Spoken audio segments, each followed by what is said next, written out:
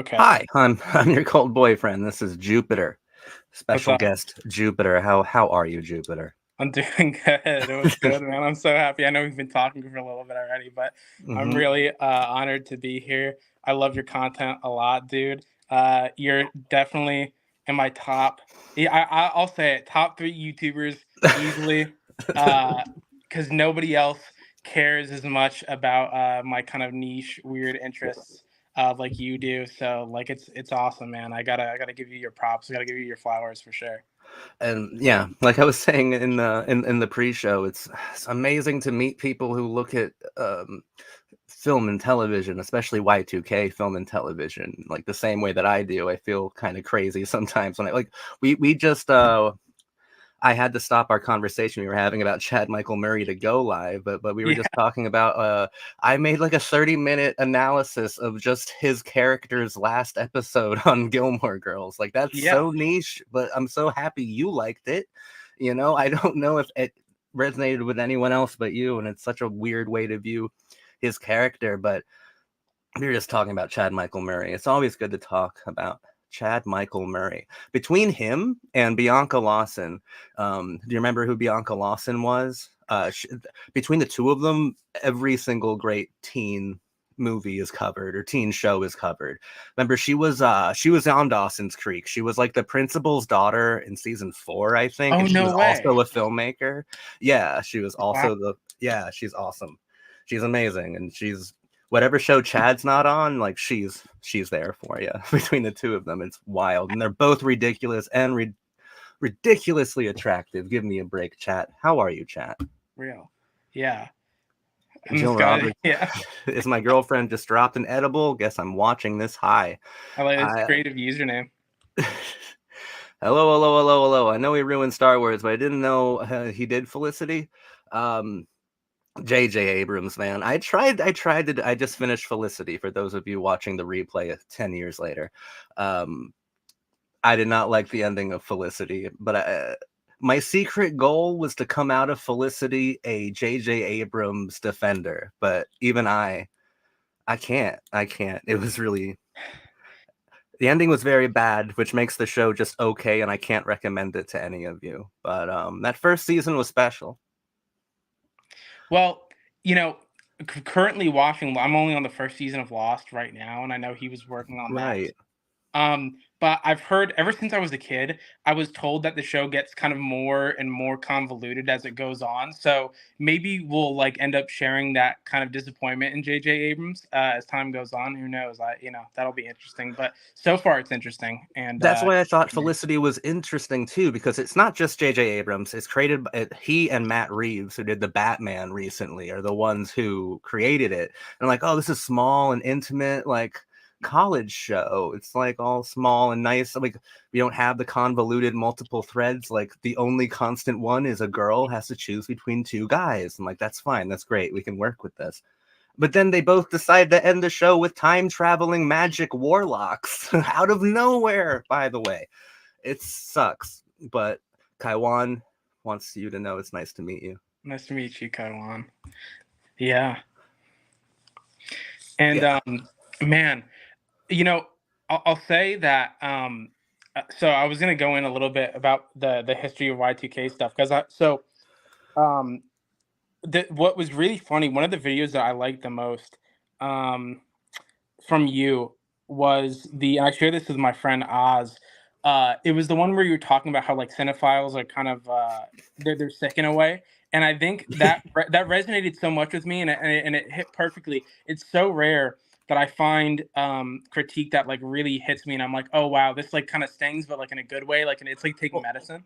I Um, absolutely developed that theory through Kevin Williamson's work for sure, like Dawson's Creek and Scream, but Dawson's Creek particularly, the way that Dawson sabotages every romantic relationship he's in is because he has a cinematic idea of what it's supposed to be, totally. you know, which makes him cinephiles are sick people who don't really know how to operate in real situations because no situation is real to them. It's cinematic. Yeah.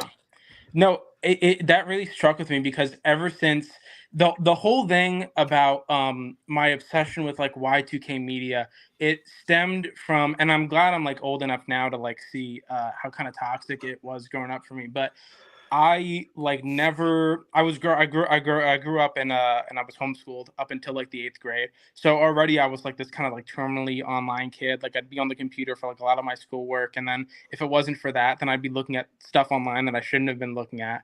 So, um, it was only a matter of time till I found the Y2K stuff, where like it was just like natural for me to, like be looking at all this media all the time. And when I found out that I was thinking about this a lot today. When I found out that, uh, I remember that point in my life, I found out that like the 90s and the early 2000s like were so different, and that so much culture had happened Hmm. in the 2000s, that life for me was going to be, and like life for like all, not just me but like all Zoomers, is so like kind of vastly different than how it's been for like a long time. Like when it comes to the consumption of TV, the consumption of uh movies, even stuff like books. Like I feel like I'm one of my only few friends. I'm not going to say like I'm one of the only Zoomers that reads. Obviously, that I don't want to sound like an idiot, but Hmm. it's harder, to find like a lot of people who share my same interests when it comes to books and stuff like that.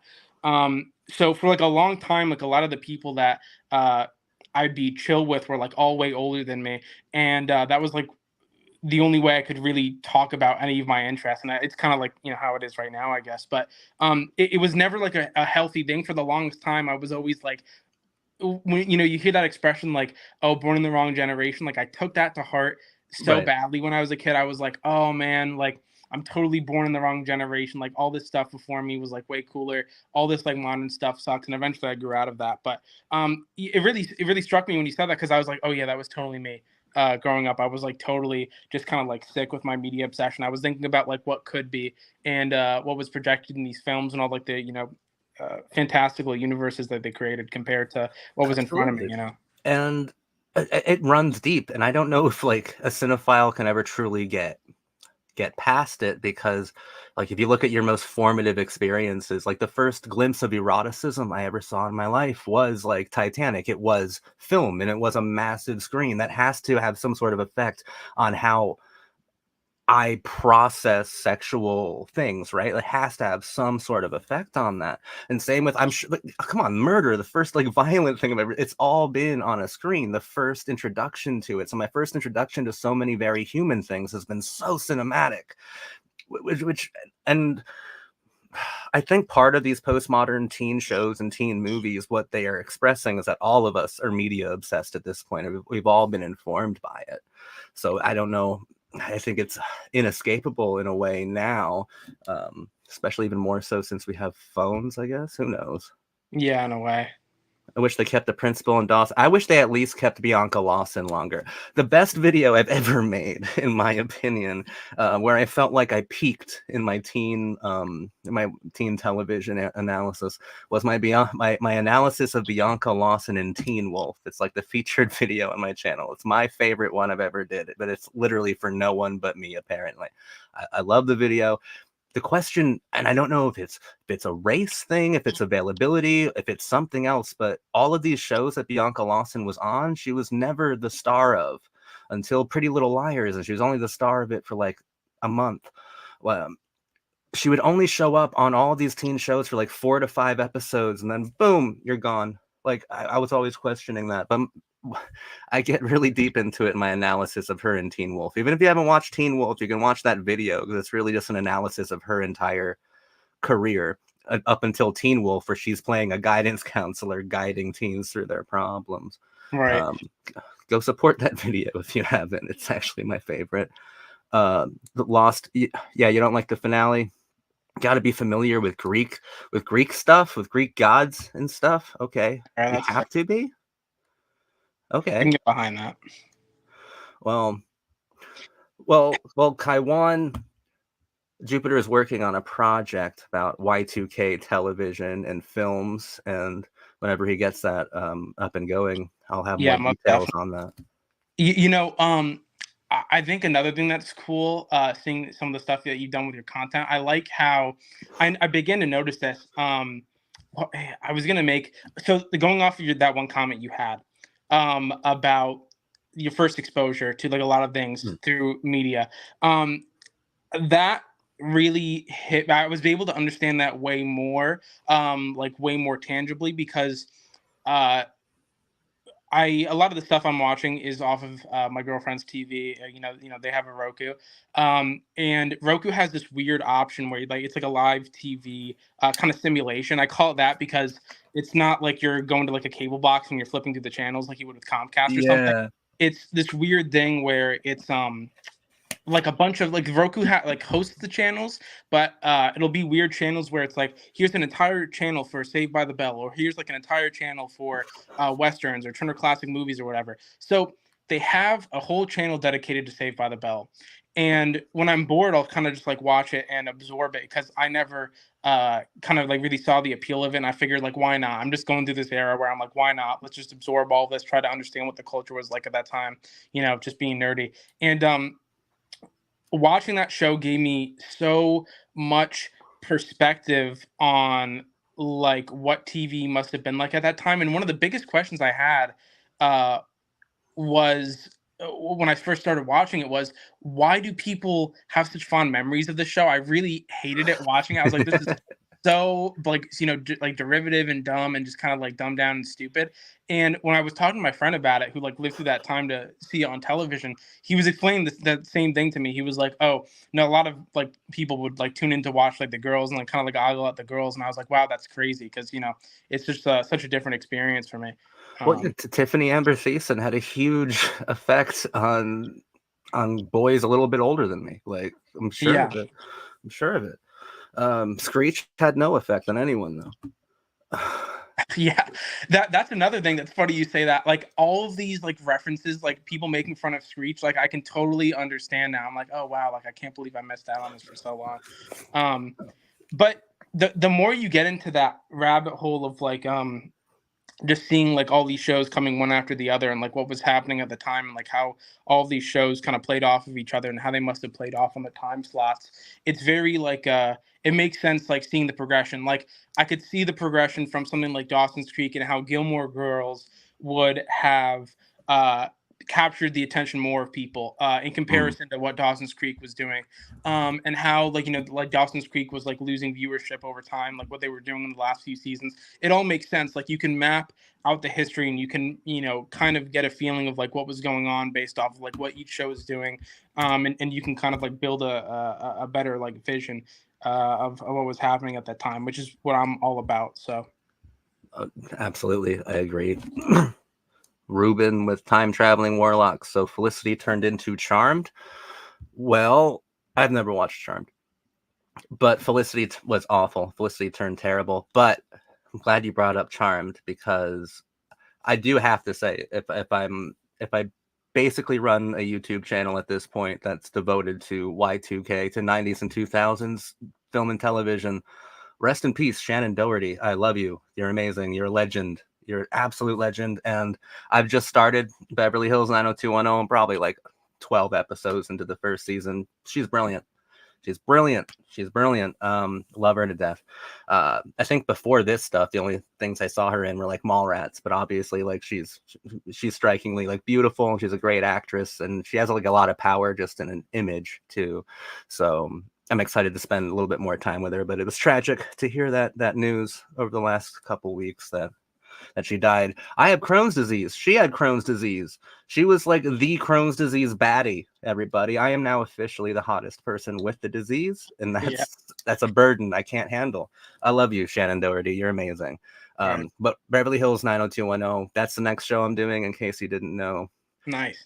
everybody. And I'm probably going to wait until I'm done with the first two seasons to cover it. It's really interesting what they're doing so far. Like the first season, I think, is 1990 to 91, and you can already see the 80s archetypes turning into 90s ones and the way that fits into the new 90s context.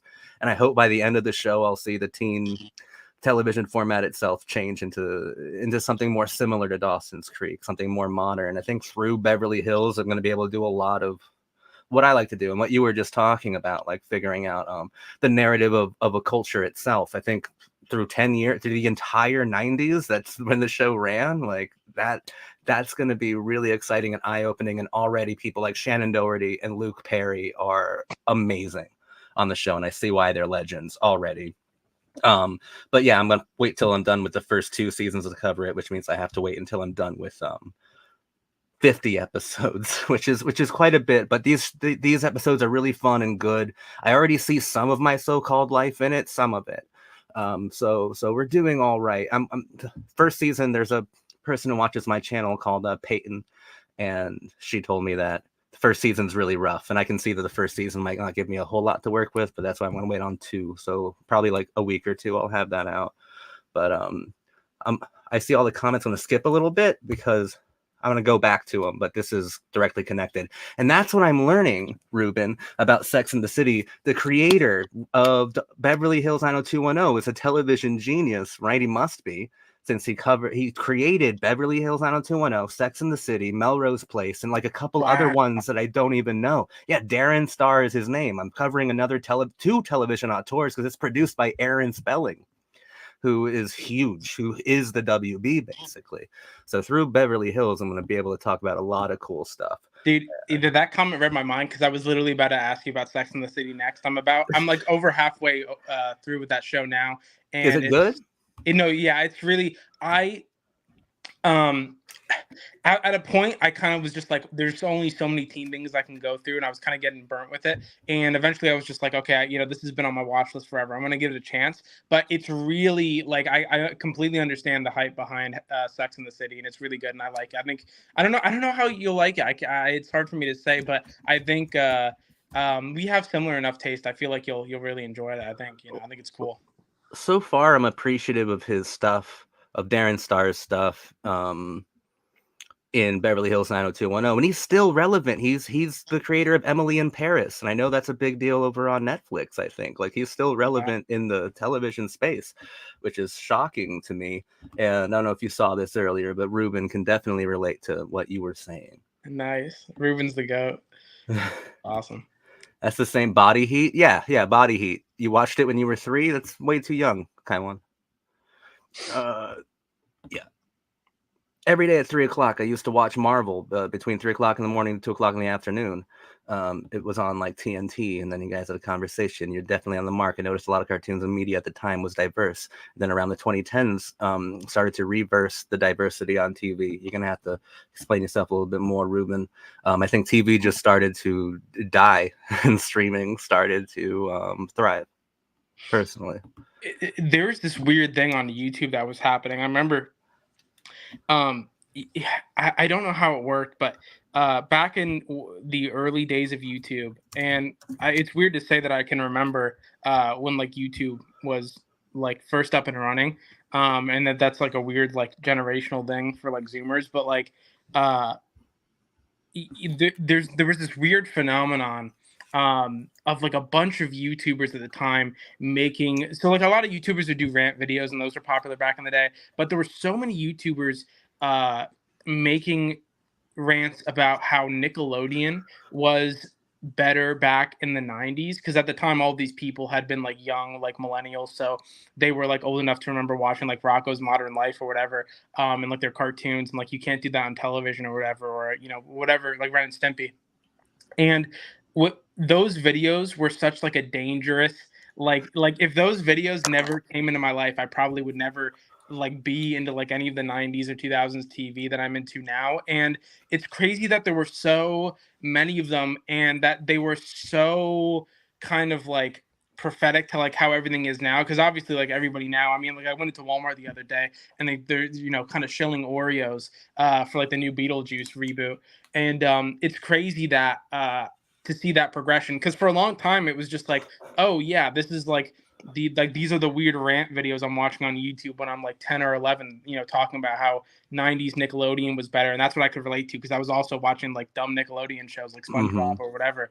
And now like the whole culture, like I saw the progression from like that to like, okay, Nickelodeon's now they have like a block that's like all their 90s stuff for like the people who like want to watch the 90s stuff. And now like eventually they brought it to streaming, and then eventually it was like we want reboots of all of this stuff, and now it's like like you can't see anything else but reboots. So it's like so weird how that happened, and I think about that so much. It's like really strange.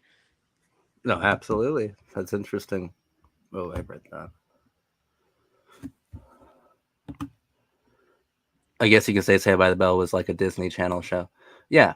When I was heavily criticizing Felicity near the end, like it didn't feel as much like J.J. Abrams. It didn't feel like Star Wars as much as it felt like Boy Meets World, and I thought that was the biggest insult I can give it. But to be fair, shows like Saved by the Bell and Boy Meets World were targeted at kids and preteens. I don't think they were targeted at teenagers or anyone older. That's fair. Yeah.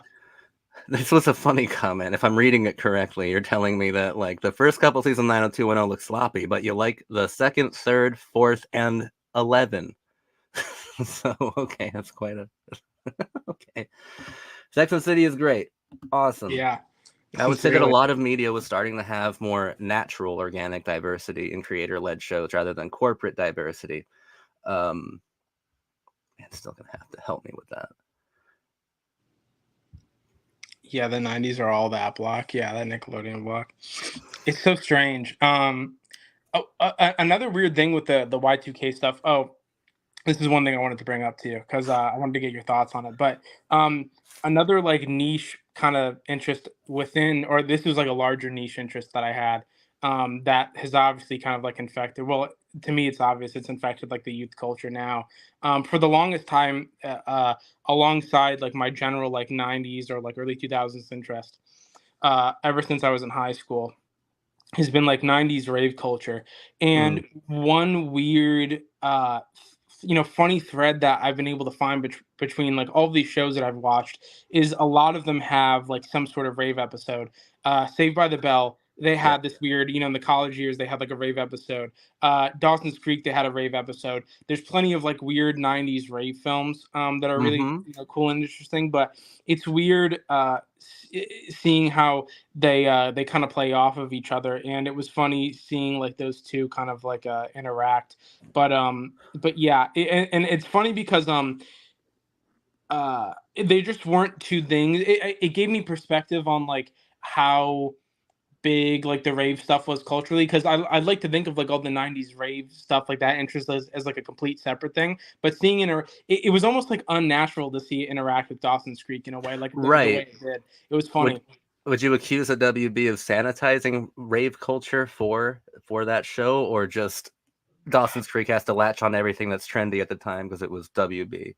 It's weird. I mean, all the this is my one recommendation I'll make throughout the whole thing, but I would really suggest the movie Groove. It's like this 90s rave film, and I watched it with my girlfriend, and it was really there's no other rave film I think that nails like the aesthetic and like the vibe. And I mean, obviously I wasn't there, but like it just it hits everything for me perfectly. But I mean, but it's like a hard thing to obviously capture. I mean, like to put like a rave into the world of Dawson's Creek, like it kind of I mean they seem to handle it pretty maturely. I mean, like giving that character, I forgot her name because it's been a minute. I'm so sorry, but giving her like an overdose, giving Andy like an overdose. Yeah. I mean, that it seemed like pretty appropriate in the episode, and like it felt like as mature as they were gonna get, and like the vibes kind of felt cool. But I mean, it's hard to get like really into that interest because I'm so like niche and weird about it, and like so obsessed with it that like seeing it represented in any other stuff is like kind of I could like really go crazy about it. But it was cool at least seeing like how it played off in that episode. It was interesting. So So I'm just looking at pictures of the Groove movie. It looks good. Rachel oh True yeah, was in this shit? Hell yeah. Rachel True from The Craft's in this movie. I have to oh watch yeah, it then. no She's yeah, like one of the only friends of the channel. She shared my video once, and I'm like in love with her now. oh that's Rachel crazy. True, everybody. We love Rachel True. I watched Party Monster. I thought that was interesting for seeing Seth Green and Wilmer Valderrama and Macaulay Culkin interact with one of the most notorious stories from the rave scene, right? All I could think about when I saw Wilmer Valderrama in that film was that '70s show, but I really like Party Monster. Well, Again, but more I think so. that makes it better though, because all I could think about with Seth Green was like Oz and Austin Powers, and Yeah, then that '70s show and Home Alone. All of these like things that shouldn't be interacting with rave culture, interacting directly with it, totally. made it kind of interesting. It's so difficult because when I talk about this stuff with anybody else, I mean, when people hear that some of my favorite fave films are Groove or Party Girl, or which I loved your review Mm, on, and I know I've told you how much I love that, and that I we share love that. Party Girl. Oh, so brilliant. But when I tell people that these are my favorite films, they just don't get it. And it's hard for me to sit there and explain, well, it's because I have more of an interest sometimes in the aesthetics of the film. And then because of that, it makes me more open to like what they're doing with the story. And then it gives me like a unique perspective on that. And so it's really difficult to try to explain that to people. But because I've been able to follow that string of interest, it's really led me to it's funny how it's led me to all these like similar films. It's just interesting, but yeah, Party Girl is so good. Wow. Party Girl's amazing. Parker Posey should marry me already and quit this flirtatious game we have in my mind. 100%. Yeah. Jill Roberts is my girlfriend. Damn. I love Danny McPhee from Dawson's Creek.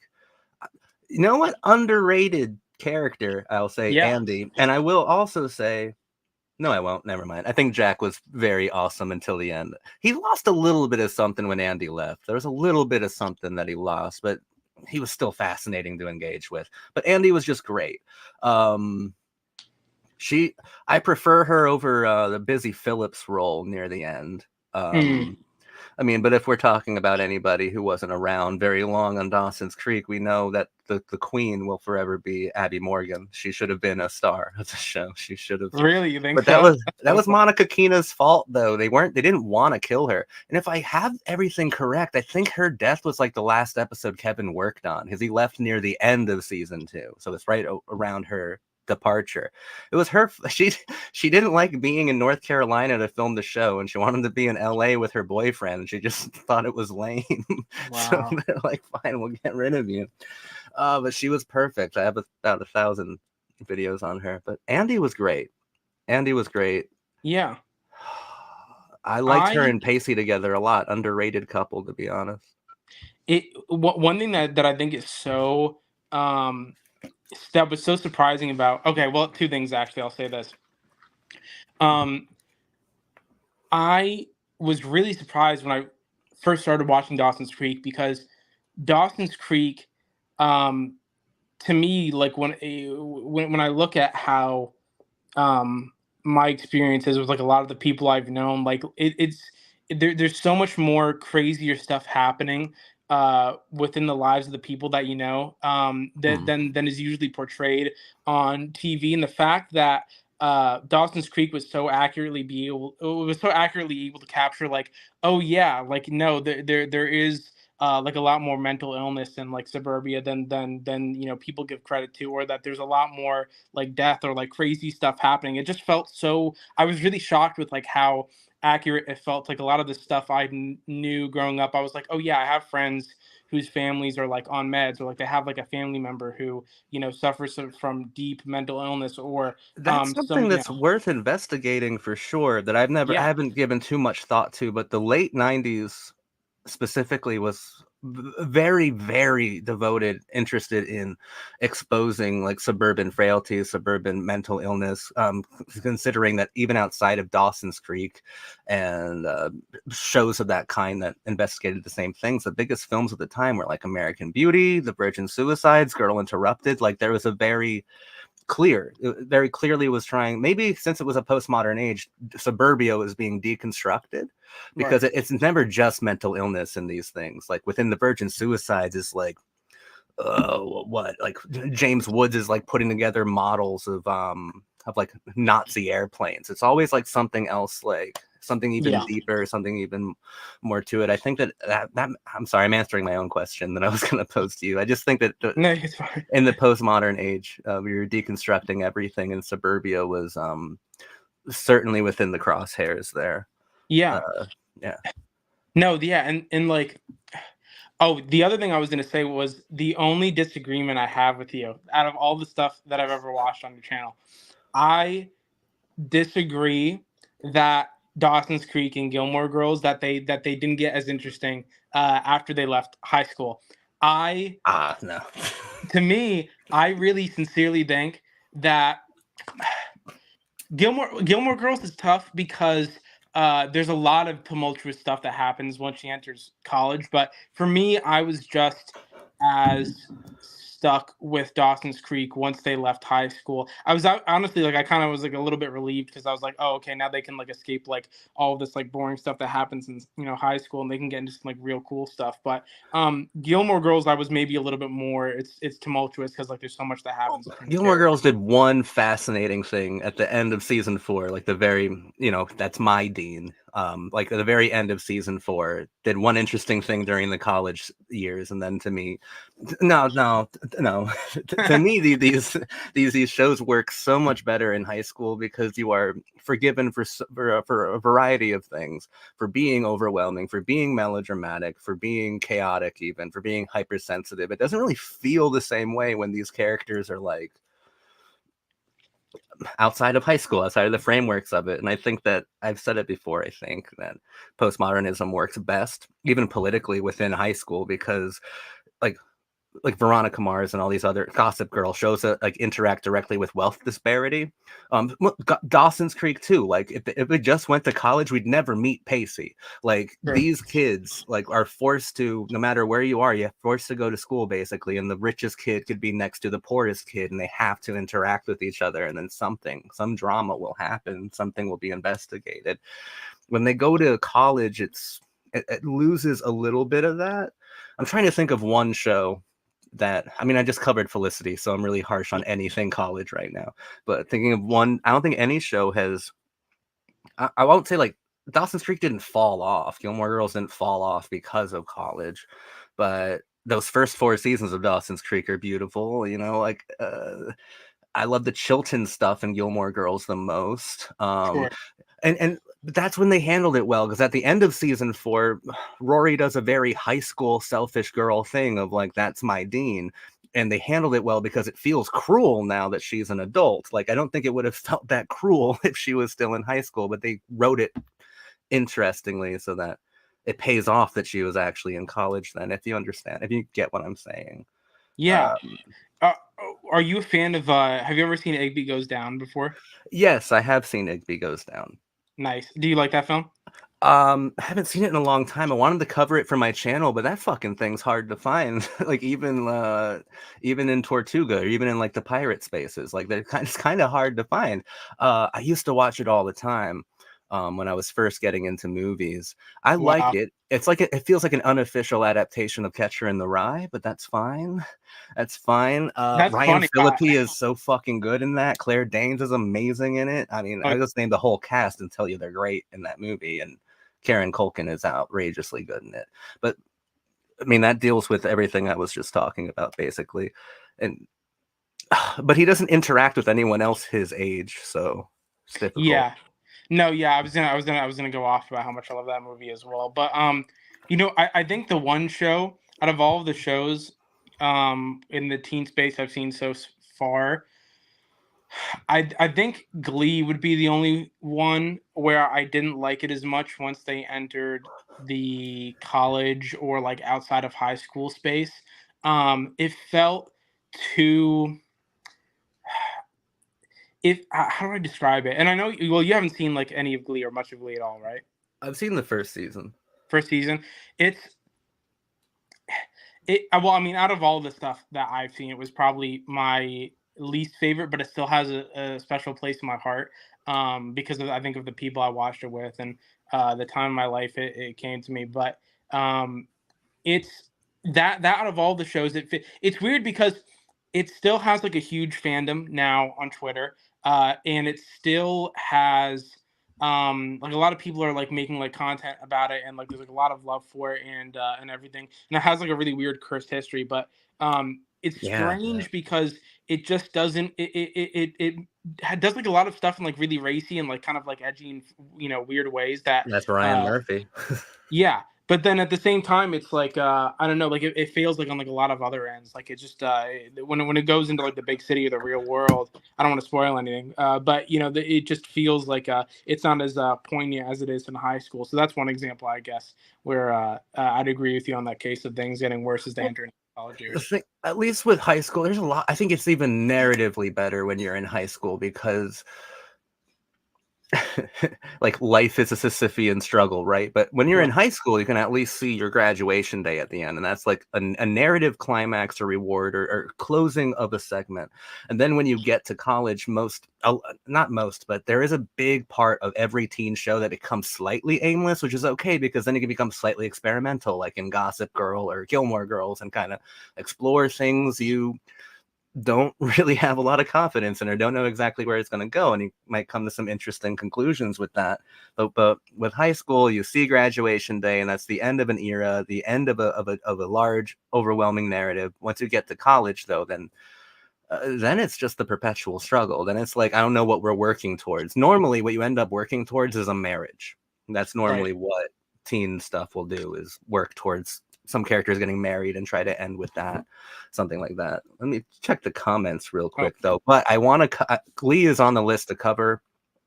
Beverly Hills 90210 is going to take me a long time, ladies and oh gentlemen. yeah. That's like 300 episodes. But Glee is supposed to come after that because Ryan Murphy, you can't ignore Ryan Murphy. He, we might not love him, but he's fascinating and certainly shaped television or streaming, whatever, into what it is right now. He's Yeah. My girlfriend has been signing to me the whole time you said that she loves Ryan Murphy. She's been giving like hand hearts. Dude, he's Um, fat. I watched Nip Tuck too, like a little bit of Nip Tuck. I know we created that before Glee. He's insane, and he tries to create his own aesthetic goals. Like when I watch Glee, and like you were talking about it, I want to try to even figure out if what the goal of Glee even is. Because like when I remember the first season, it's not really coming of age as the goal. I'm gonna try to figure out like I don't think it it's has the so same many different ethos things. as anything else. Like even the shows that came out at the same time, it's not like Pretty Little Liars or Vampire Diaries. It seems to be more It's or weird. less. How do I describe it? Like the thing that shocked me the most about Glee. Well, I was gonna follow. I was gonna follow. I'll follow this. I'm sorry. I'll follow this with a question. Uh, the thing about Glee is that it's so unlike Dawson's Creek or Gilmore Girls. It's very um serious and very unserious at the same time. It's so, and you can kind of get that from the first season, but it'll get extremely serious and Yeah. like it's like high stakes at one point, and then the next episode it's like, oh, this is all just like a joke, whatever, blah.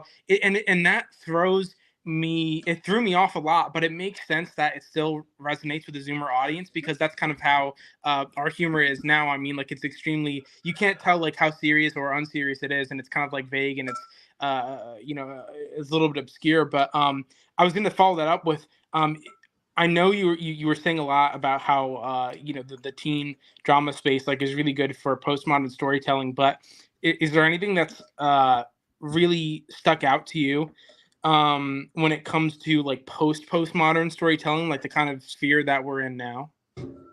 Um, I'll answer that in a second. Hopefully, my No, brain you're will good. think about it while I just have to say what I remember most about season one is like you said, the most serious, unserious thing I've ever seen is Diana Agron pregnant, singing with a bunch of other pregnant girls. It's a man's world. Real. Like Jesus Yeah. Christ, Ryan Murphy, what is wrong with you? Why are you doing this?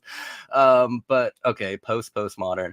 Um, I think technically you can call Pretty Little Liars that. And while I'd put that near the end of my favorite teen shows, it wasn't trying to be the best either. And like near the end of it, the showrunner, I Marlene King, is getting like so obsessed with methods of communication or like the way that information is presented through television or cinematically that like we without spoiling anything, one character sends a text to another and we spend the next 3.5 minutes following zeros and ones, a binary, through like satellite systems to where the other phone is. And it's like we've become this obsessed with like we're past the point where we've deconstructed communication and now we're focusing on the zeros and ones of communication itself. And to me that is definitely postmodern. I think that the answer for a lot of people would be, I'm gonna get to all the comments just so you guys Oh yeah, know. you can go off on that. I didn't mean I it. can't. Someone said something about Euphoria. I've never watched Euphoria. That would be a Me lot of either. people's answers within this space, but I've never watched it. I think that teen content today, I'm not sure. I'm not sure what it would be.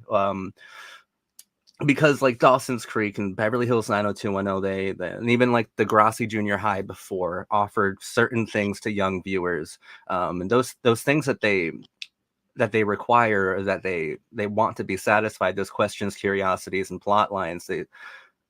I think that they continue in different ways and formats, and I'm wondering, I'm gonna sound so old, but like I'm wondering if like certain TikTok videos or TikTok series can like give you the same kind of feeling Right. as that in like a very different, more interactable way.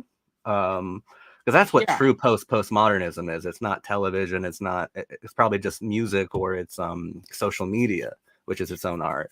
Yeah, I mean, it made me think a lot about, and you bring up these questions a lot in the videos because, I mean, on the surface, yeah, like obviously everybody I know, or most of the people I know, all the Zoomers, it's like, yeah, we're on TikTok. I'm on TikTok. I'm listening to storytime stuff.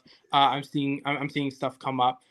But for as many people that there are doing that, there's also, I mean, my girlfriend also being a Zoomer. I mean, they introduced me to a lot of the stuff like Glee and Gilmore Girls. So I mean, they're still consuming this content, and it's still Right. resonating with them. So it's hard, and to speak on Euphoria, that's like a really interesting case because my girlfriend would speak more to that, but I mean I haven't watched it yet. It's hard because for the same reason I haven't really gotten too far into The Sopranos. I uh with The Sopranos, and this is kind of controversial, but with so many pieces of media, and I'm like so sensitive with what I watch, it's some things just take more than they give, and Sopranos is one of those things where it's just so dark and brooding and it's so heavy, Mm-hmm. where I just feel like in the time that I'm using to watch this, I could watch something that I probably enjoy a lot more. Like I get the point of like all of this like negativity and the dark stuff and the violence, and it's not that I can't appreciate it because there's a lot about The Sopranos that I really appreciate. But um, you know, thinking about Euphoria, and I guess I shouldn't judge a book by its cover, but yeah, I'm feeling kind of the same way. Just seeing the amount of like stuff that's I Oh hear is yeah, covered in that show. I'm perfectly fine judging a book by its cover when it comes to an HBO show. Fair point. You know how I feel about it, probably, that HBO shows to me aren't beholden to commercial breaks or kind of intrusive studio notes that can sometimes be really fruitful and interesting. And they Right. format their shows, their episodes, even just more like cinema itself.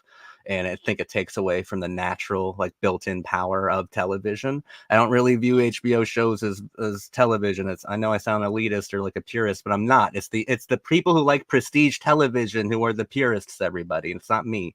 It's the people who think The Sopranos and Mad Men and Breaking Bad are 10 times better than anything on a regular network or something, because I don't know, they can follow 10 episode seasons instead of 22, like real cultured individuals.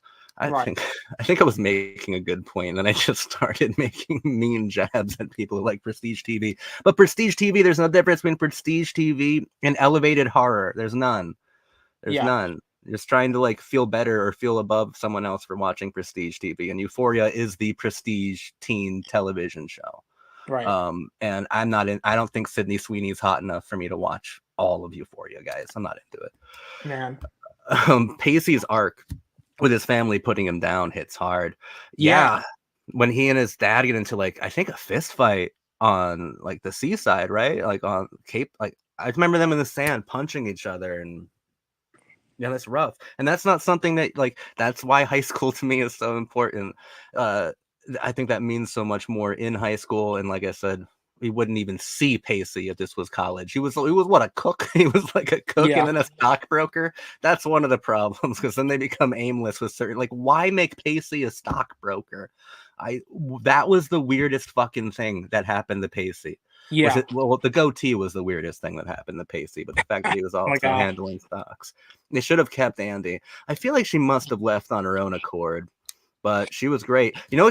She has learned this within the last year, that she was supposed to be in the finale, and she's in a deleted scene that you can Really? find online. Yeah, she comes and talks to Pacey, I believe. They had to they cut Andy out of the finale, if you can believe it, which, controversially, I love the finale, the two-parter finale of Dawson's Creek. I Me think it's too. great. Yeah, no, and honestly, I'm glad that they I knew like I was like, oh man, like I wanted like Dawson to end up with her so bad, but I'm glad that Kevin Williamson was smart enough to, and I know he's like retroactively been like, no, I think later on, like like they divorce and like Dawson and her get together, but no, I think the way they did it was perfect. I wouldn't change a Yeah. thing. Well, I You know, think in Dawson's world and in Dawson's Creek, in our own lived experience of the postmodern world, since he had that show, The Creek, and he put his self insert belonging with Joey's self insert on television, and then in real life it's the opposite. It's just as real because that's the television version, because there's no true difference between the two, and that's interesting as well. I mean, good God, that's fascinating. Even that's wild to like wrap your head around a little bit. That's really cool. yeah, I love that. Um, Same thing happened with the first Marilyn Munster on the Munsters. She wanted to be with her boyfriend in New York. Unfortunately, they weren't together very long. Well, I don't know who Monica Kino went to see. If it was Edward Furlong, then those two crazy kids are still lighting the world on fire. Um, I think Monica Kino was in Undeclared after too, that failed show in college that Judd Apatow made after Freaks and Geeks. I don't hate it, but it's definitely not as good as Freaks and Geeks. I think she was the star of that, if I'm not mistaken. So, I never got a chance to get into Freaks and Geeks. I still have to go through My So-Called Life as well, unfortunately. Um, oh, I, My So-Called Life is brilliant. yeah, So it's perfect. Season 2 of Dawson's is my favorite. I think mine is 3, actually. I love 3 so much. When Pacey outright rejects the narrative of Dawson's Creek, when he's like, you know what, I'm done being this fucking silly, goofy, wild card best friend. I'm gonna get the girl. It's my turn. And then Dawson turns into like an antagonist in the last 4 episodes, and they even film him as such until he breaks down crying like on this shirt. Um, oh my God, it's amazing because it's like you can view it in so many different ways. It's like Pacey is because it's Dawson's Creek, so Pacey's like rejecting God's narrative, God's plan, and creating his own, forging his own. But like the best way for me to view it is like an actor, or like the character within the show itself rejecting the show itself, and it was so yeah. smart. It was No, so I mean, smart. that's where I think that all this postmodern stuff gets it right because they weren't afraid to like it was just a sweet spot of like we have like what the destiny of the character is supposed to be and then the opportunity for the character to break out of it, and now it feels like there's such a disregard for, and I'm kind of generalizing here so I kind of sound like I might sound like an idiot, but it feels like something you see now is that there's like such a disregard for what like the preconceived role of the character should be, that like, Mm, and there's like no respect for it, that they don't even like give it like a chance to like be played with in the same way they exactly. did. Yeah, like in the same way, like the way you broke down like the Chad Michael Murray thing, like explains this perfectly. Like what makes it so good is the fact that like that's what the characters is, that's what's Hmm. supposed to happen to him, and then it doesn't happen, and it's cool that it plays off of that. It's cool that it's playing off of that device, but now like there's such like a lack of respect for any of that, that we're just kind of well then what's the point? It's like we're just trying to make things as real as possible, or like as much of like a simulation of real life as possible. If that's the point, then that takes away the whole kind of magical feeling, I think, of like a lot of the movie going or the TV watching or whatever. So No, absolutely. I've said this a few times too. My favorite criticism of something like not giving something enough time, or going right into like the inverse of the unexpected or deconstruction way too quickly, is that like Donald O'Connor in Singing in the Rain, if you didn't originally show him dancing on the floor, it wouldn't mean anything if you showed him dancing on the wall. For like, you have to yeah, show him do it normally before you turn it on its side. And that's what the postmodernists understood so much back then. And yeah, I was thinking of Chad Michael Murray as well, where we were talking about Tristan Dugray's exit in season 2 of the show, and his character doesn't have the freedom that Pacey's does to reject a narrative. He just throws a temper tantrum for about 45 minutes. Like, man, I'm supposed to be Romeo. I'm supposed to be who you end up with. We know this. Everyone knows this. I have to leave now. My character doesn't get to fulfill any of the um any of the bullet points. Doesn't get to do any of it. But it wouldn't have meant shit if he wasn't all throughout the first season. The fact that he comes, and that's his only season 2 episode is Yeah, his goodbye, and it's like episode 9, runaway little boy or something, and it's one of the best episodes of teen drama I've ever seen. Uh, sincerely. it's so good.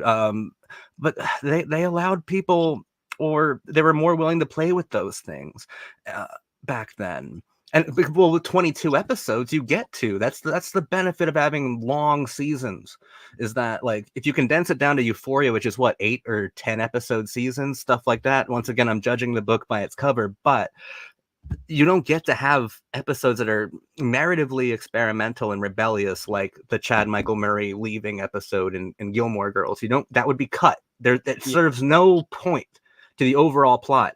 In fact, I'm shocked they even brought him back for that one episode, because it's 9 episodes in, so I'm like, I guess he's just gone now. Farewell, man. But no, with 22 episodes, you get to do so many different creative things, and that's, I think, what was so interesting about Y2K television. Honestly, it's the last of that 22 episode stuff. yeah. I liked the part when Dawson got the internship at the movie studio. After that, I didn't find it that interesting. It just didn't feel right. Well, I mean, you're talking about something that happened in season 6, though, right? Was that an internship? That Or was was it, he was actually working for Todd, right?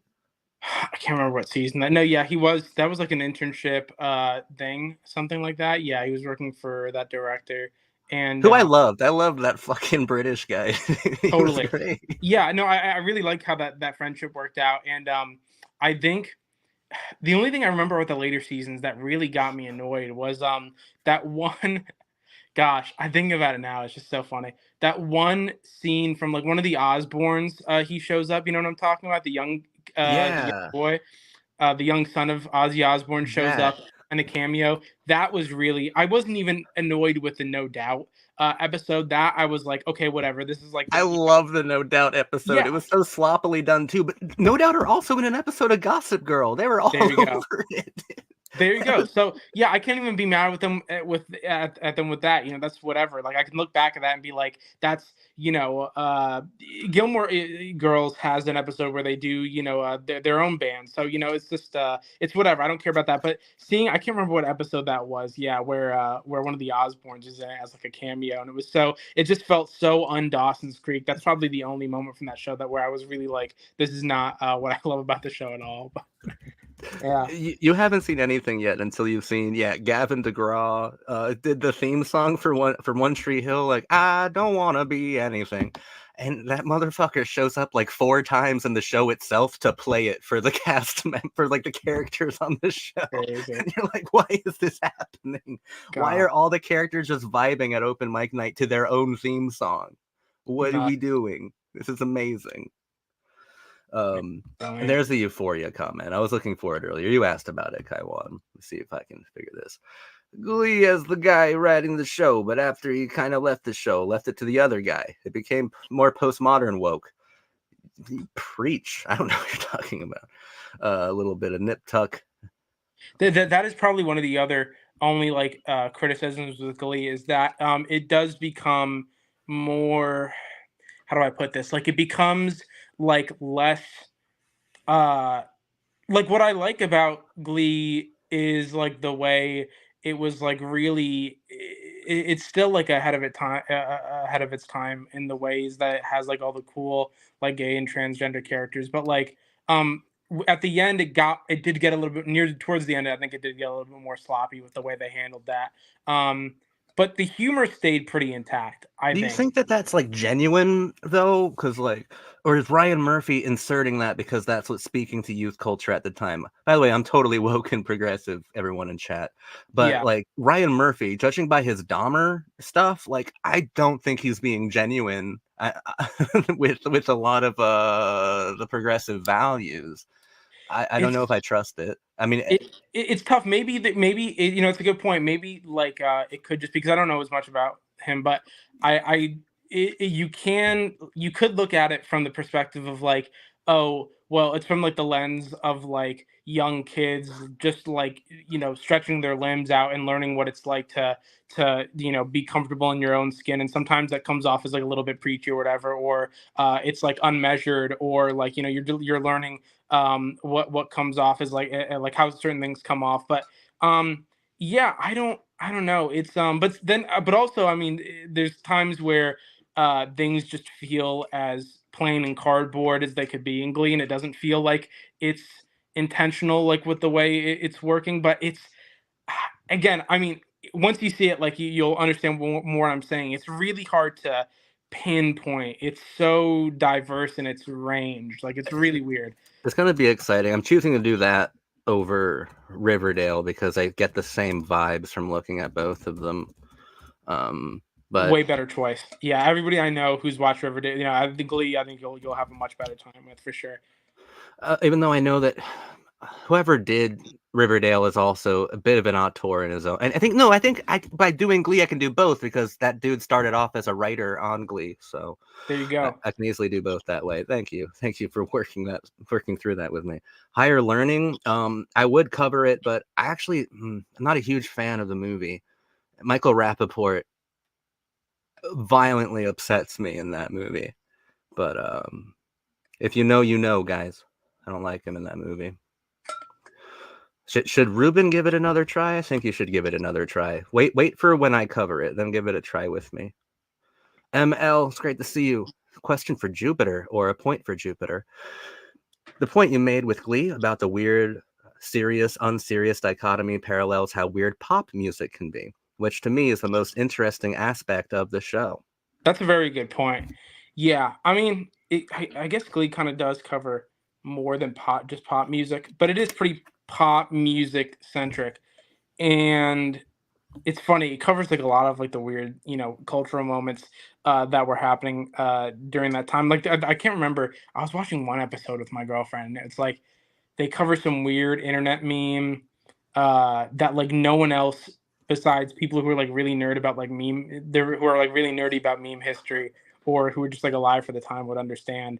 But yeah, I guess it does kind of play off of like the themes of pop music. But I don't know. I don't know. Maybe just it's something that I need to look more into before I speak on it. But it's hard to tell. I mean, it's just a weird show. I don't know what to say about it. It's so weird. Oh, well. Let's see. Most teen shows, I agree with this, Ruben. Most teen shows aren't really watched by teenagers these days. There needs to be a revamp of teen tropes to make them more relatable to the youth. That is okay. I'm trying to think of modern teen movies. Do any of them play ball with like the standard tropes apart from like Disney Channel movies? Like, do any of them actually play ball, or have they? That's the thing with Gen Z that like interests me the most. Gen Z and Gen Alpha, because millennials, we grew up in a generation where all our forms of communication and art like were deconstructed while we were coming of age as well. But then Gen Z and Gen Alpha grew up in an age where that was already done. Like that was already deconstructed to begin with. And I mean, I'm getting to a It's point, so but I don't tough. know. No, I know what you mean. I mean, it's so tough. I think about this all the time, like exactly what you said. It's so tough. I mean, it's also like there's so much uh more there's so many more options now for Gen Z. There's like there's a million things. There's manga, there's anime, there's K-pop, there's older shows on streaming. But one thread that seems to be pretty consistent is that the teen shows that I see get on like streaming and stuff like that are all like big like Netflix productions. They all seem to be pretty unanimously made fun of Mhm. by people, or at least like the people I know. Maybe that's because like I'm just closer to like nerdy people than not. But it seems to be that they're all like pretty unanimously like made fun of, or there's more like awareness of like how like kind of cringy they are, because now there's like so much different perspective that can get blasted in your face all at once with TikTok. Like, oh, this is Yeah, cringe, and like it's like everything is like really like hyper soaked in like irony. So I don't know. Yeah, I mean, but like I guess even like what's a good example? I Like like that phrasing so much. Hyper soaked in irony. I might I might have that's to lip yeah. that. That's amazing. but even then, I feel like when I was growing up too, like when I was a teenager, I think a lot of us made fun of these shows as well. There you go. But I think it exposes an insecurity in the young people who make fun of these shows, because like we are cringe when we're young. Like that's the point. That's Yeah, the point. And I think that like maybe it not necessarily hits too close to home, but you don't want to interact directly with your most sensitive heartstrings, which is what these shows are like dedicated to doing a lot of the time. Like they want to tear you apart. That's why they're called teen soap operas. right. But I'm just trying to think of one. I think that like visual, at least film and television, or doing film and television discourse, I think they're completely out of touch, at least with Gen Alpha. Like I don't know what Gen Alpha's conception of film, television, streaming even is. Um, I don't know how to do a revamp of teen tropes.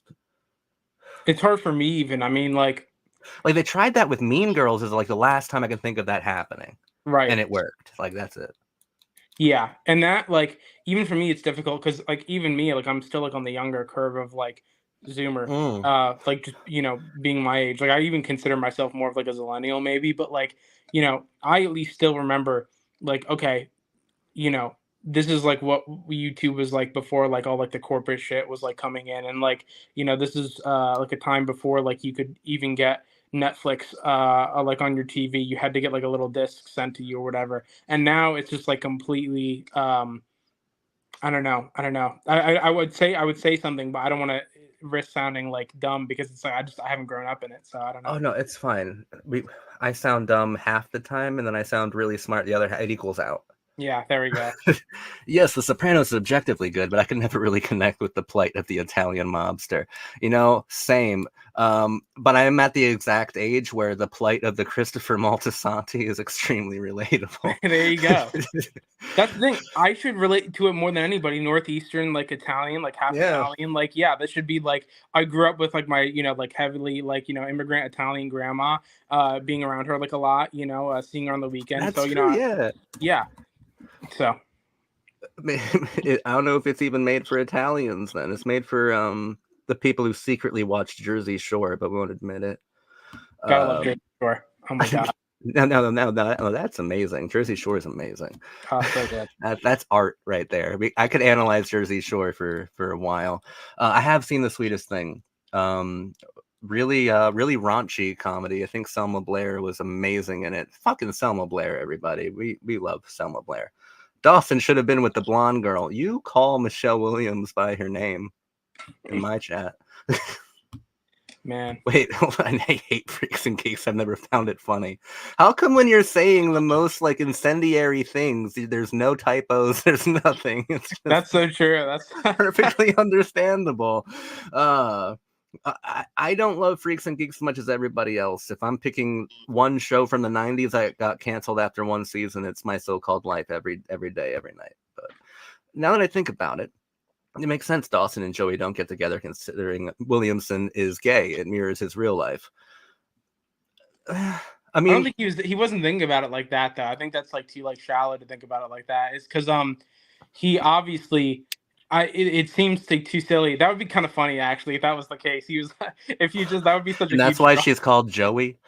Yeah, that he's just like actually you know what, this would be a great way to just to end to top off this thing I've been working on for that would be But really funny. obviously, the self-insert for his queerness is Jack. Yeah, Like he put that in for himself this way.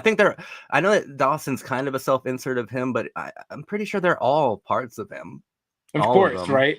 How could it be anything else? I think about Yeah. that. I'm like, yeah, like I mean, like that's just I guess how it is with writers, but Yeah. But Jack, I think had oh my God, Jack had a wonderful ending by like adopting, the blonde girl's baby. And right, yeah, Michelle Williams is Jen's baby with Pacey's. I hate. Go watch my season 6 analysis video. I go into Jack a bit near the end. That video is almost entirely dedicated to Jen Thought Jen was amazing near the end. Jen, that's one thing that really improved actually over the course of Dawson's Creek is that that was like Michelle's acting school, and by season 6, she's incredible. Like every line is interesting and like Yeah, captivating and surprising. Like she's an incredible actress by the end of the show. She gets better and better, more inhabits Jen more and more and more as the show goes on. sincerely. Um, Kevin said if he were to do a Dawson's Part 2, Pacey and Joey would be split and eventually find out how to love each other again. And Dawson, after achieving his goals in film, he'd finally find true love. But he still wouldn't get the girl. Yeah, I mean, like, gosh, I can't even imagine what a Dawson's Creek Part 2 would look like I now. can't watch them without Jen. It'll like upset me. Like, Yeah, that no, was a it's too much. I mean, like, and considering in this in this landscape, I don't wonder if they'd cover like the writer's strike and everything. Yeah, Thank you. So basically, a better season 5 and 6. Yes, that's exactly what happened in season 5 and 6. They split and eventually found out how to love each other again, and then Dawson achieved his goals in film. Well, I mean, he didn't find true love. Well, he did. It's Joey. He just can't have her. exactly. Dawson has his internship in the beginning of season 5. Yeah, that's what I thought. Right, it was the beginning of season 5 where, and then because like it progresses, like he's like, oh, like I like the internship, and then that's another thing that kind of like really I never had an experience that was like as close as that with like a director. At least like not in the not as like on a director of like that level per se. But I know exactly that kind of disenchantment he felt at times where he's like, oh, like how much do I really like he experienced this I think more than just season 5 where he's like, oh, how much do like I really love this now that I'm in this setting, now that like the stakes are Yeah. different.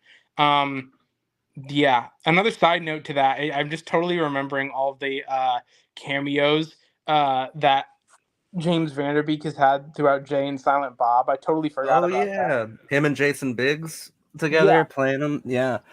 Okay, I remember the internship now, but what I remember most about season 5 and the film stuff is remember his friend Oliver, like the weird cinephile friend he makes with like Yes. the dark black hair. Yeah. Yeah, now he walked right out of a fucking Scream movie. He was just 100%. psychotic. You know, that I feel like once I finally watch Scream, I'll have a better perspective on Dawson's Creek because some of those characters, like that Oliver character, felt so un Dawson's Creek, but it all felt very Dawson's Creek at the same time. And Yeah.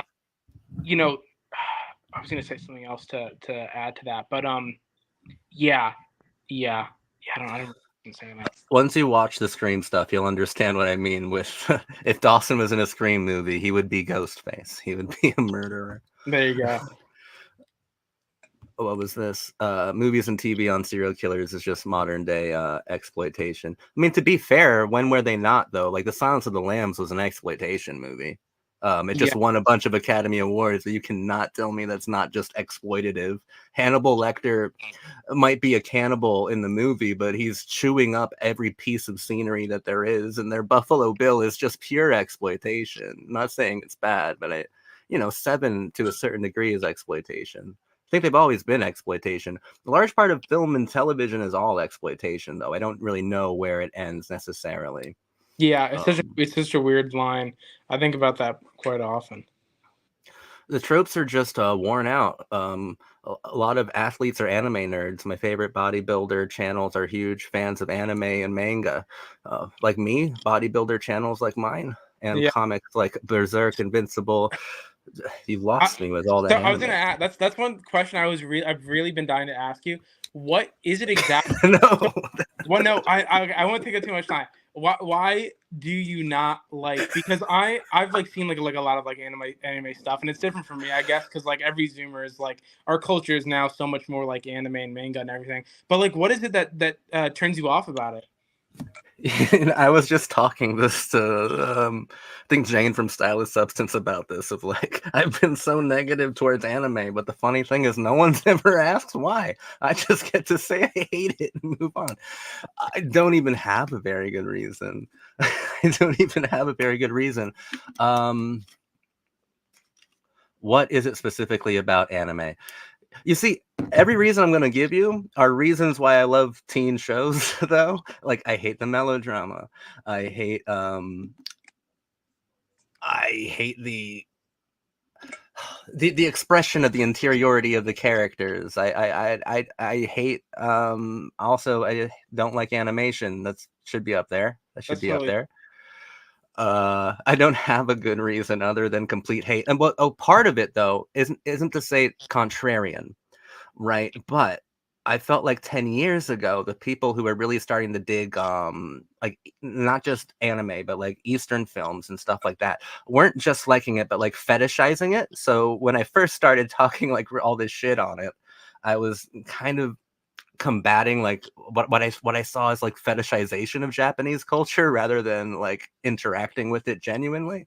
that's So totally No, I yeah. totally get that. I know what you mean too, because I still remember, at least growing up, like, I mean, now, like, everybody's into anime, like, your grandma's into anime, but, like, I still remember when it was, like, way, like, it was more of, like, a nerdy thing, at least. Hmm. Um, but yeah, look, you don't have to take my suggestion on this one, but everything that you love about the Y2K stuff, I don't know if anybody else has ever tried to convince you to watch it, but I'm telling you, Evangelion would change your mind. Oh my god. Evangelion, it would totally change your mind. It would totally, because that's one thing where I look at like larger uh cinephile culture, or like, just like entertainment culture, I guess, and like all this stuff that people like. And I'm not like, I can't relate like so much on the Soprano stuff, and I can't relate so much on this or that or whatever. But I'll look at Evangelion and I'll be like, I totally get it. Like I totally I know understand. it has to be really complex. Like Isabel and Jane, who I have on the channel quite a bit, are I think both equally obsessed with Evangelion and like put like the movies in their top whatevers. So I'm sure it's like really good. Yeah. I just uh moving on. Dawson should have thrown Gretchen Witter the pipe. Oh yeah, he should have. I remember Gretchen. She was amazing. Right. Pacey's sister. Yes. Yes. I don't know why he didn't. It's coming back to me now. Oh my gosh. Because cinephiles are losers. Jill Roberts is my girlfriend. That's why he didn't. That's why Pacey was just stealing virginity like Pokemon cards. Yeah, real. ML, I have my issues with Euphoria, especially by season 2, but I do think there's something intriguing to unpack there as far as postmodern teen tropes in this Gen Z alpha era. I mean, it might be there, but like, I'll I'm probably I'll come to it probably once I'm like done being young Gen Z, and I'm like into my old like jaded Gen Z era, where like I'm looking back, and then like I'll look back in retrospect and be like, oh man, like once it gets like it becomes popular to like look back at like Gen Z media, and it becomes like a real uh like like, fad, and like I'll probably switch all of my positions and be fake as hell, and start out being it like, oh, I actually liked all this stuff. might be interesting to unpack, but I don't know how much I'll be able to unpack something that's like I was saying earlier, like 22 episode long seasons lets you unpack an awful lot. There you get to play with archetypes an awful lot. 8 episodes? Ah, waste of time. I mean, I love you, ML. I will check it out, but I'm like very apprehensive. Speaking of Dawson's Creek, what do you think of Katie Holmes directing in Alone Together in Rare Objects? I didn't watch the film she directed with Jim Sturgis, but I heard from someone who has good taste that it was awful. I think it's cool that Katie Holmes is working behind the camera, doing more creative things. I love Katie Holmes. She will always be awesome. True love without Joey, finally getting over the past and such things. He he could have something even better with someone else other than her. You can't have anything better than Joe Roberts, Yeah. except for Jen, and she's dead. On topic of teen shows going bad in college, I feel the reason is that the characters have no reason to be together. They're all living their separate lives. Yeah, that's a harder. It's always fun to see how shows juggle that as like, why are these people still friends? And it's like Well, Pacey being a cook. it made more sense with the Gilmore Girls, even though it was tumultuous, because okay, like they're all like real like hardworking, overachieving kids, and they end up at this like Ivy League school, and their friendship just like happened. Like it felt like more plausible, I guess, with Gilmore Girls. Um, and another thing about Gilmore Girls, which I thought was so funny, the first thing I when I watched it through the first time, I never gave as much consideration to Paris Geller as you have over the course of your videos. And going back and seeing what you had to say about it was really poignant and really funny. And Thank you. yeah, it really made me reconsider how important Paris is and how much of the show and why I love it is because of her. And yeah, she's a baddie and she's the best and she's awesome. So Yeah, no. And also, what Gilmore Girls did really smart, and they couldn't have thought this far ahead, was the kids were already separated by class or even by intellect, because Dean and Jess didn't go to school at Chilton, so we never even saw them at school anyway. So like yeah, seeing them in a different context outside, it wasn't that hard. And you just brought Paris with you, and that's the only Chilton person who was still there because Chad Michael Murray left. So yeah, it was way easier to juggle that shit. totally. And Lane didn't even go to school with her, right? Yeah, Lane was not no, going to school. and it totally felt more. Well, a lot of it felt like too, like you were just expecting it to get to the college part because so much of it was like, oh, like she's, such an, like we said already. I mean, she's such an overachiever in high school. Like everybody like, just working so hard. Like that's such an essential part of her, their characters that it's like you're just expecting to see them perform in college. Like, oh yeah, of course this has to happen. Like they've been working so hard in the high school the Yeah. whole time. Like what else could come after? I got to see how this plays out. I think it was terribly realistic with the other kids who went to normal school, right? Because correct me if I'm wrong, Jess didn't go to college, right? Did Jess go to college? No, he just became a writer. Yeah, he just became a writer. And Dean became like a labor worker. Yeah. Like, and then did Lane go? Lane does. She has she has the kids. She has the kids, so she couldn't go to college. That's that's actually like the sad part of Gilmore Girls, that everyone who didn't go to Chilton didn't go to any school. Yeah. Like, geez, wow, I never even thought about that. That's teen tropes that started as being embodied separately in characters and in different, sometimes conflicting groups, start blending and socializing together in somewhat interesting ways in Euphoria. Well, I mean, I will watch Euphoria, but so far I could get that from every other teen show that's ever. We got to do a group watch, like, or we got to do like a Euphoria club as we end up. Okay. When I finally do Euphoria, that'll be a big deal, and we'll ML, you'll have to be at the group watch to coach me through it. That's some crazy stuff. That's funny. I could do the whole anime thing. Thank you. You don't like animation? Faints. I'm sorry, but not really. So many shows in the early 2000s were anime inspired, but then again, a lot of early anime was inspired by American animation. Also, I hate the fetishizing of Japan or Asian cultures in general. Same. If Dawson was a real person, he would be Quentin Tarantino type director. Nah, he'd clearly be Steven Spielberg. Yeah, no, clearly. I mean, Quentin Tarantino is Oliver, who we talked about earlier. That's Quentin is Oliver. But everyone tried to get me into anime, but I never wanted to, and that's fine. They can have their own things and enjoy it. Yeah. Okay, I don't talk bad about anime when I'm not like prompted to. When someone, I never just make a video called "Anime Sucks." I don't think. I just made compilation videos of every time I've said it. Okay, yeah, Jill Roberts is better than Joey. That's true. I don't think anime is really a thing you need to get into. Action anime in terms of storylines are not too dissimilar to that of an 80s movie. It's fair. But Gilmore Girls was amazing. Paris Geller is better than Jill Roberts. Jill Roberts is my girlfriend, and Joey. I love Paris Geller to death. Sincerely, for sure. Well, okay, so you were Team Dawson, but were you Team Jess or Team Dean? Okay, so here's the thing. The first time, sounds like a Dean fucking thing to say so far. I know, so you're gonna hate me. Oh, and no. my girlfriend gives me so much flack for this.